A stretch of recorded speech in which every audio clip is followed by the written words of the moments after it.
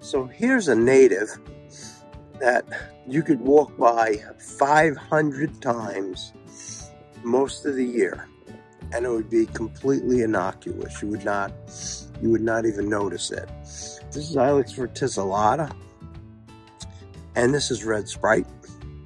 And this is a plant that's supposedly 3 to 4 feet, probably similar spread. And there are several plants like Ilex verticillata and calicarpa that fruit in the fall and are quite showy. So this red fruit is pretty standard. It does need a male and a female, but Ilex verticillata is indigenous, so oftentimes there's enough male plants around to pollinate. If not, there's Jim Dandy, there's Southern Gentleman. There are several dwarf males that you can get as well. The fruit will persist if the birds don't get them. The fruit will persist from September through January, maybe even into February. Extremely showy.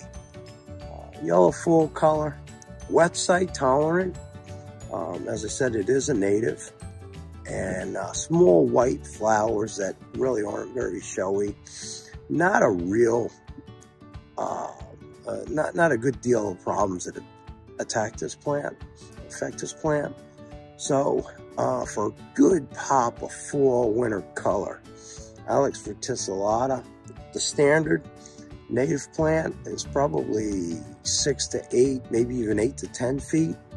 And you'll find them going in swampy areas.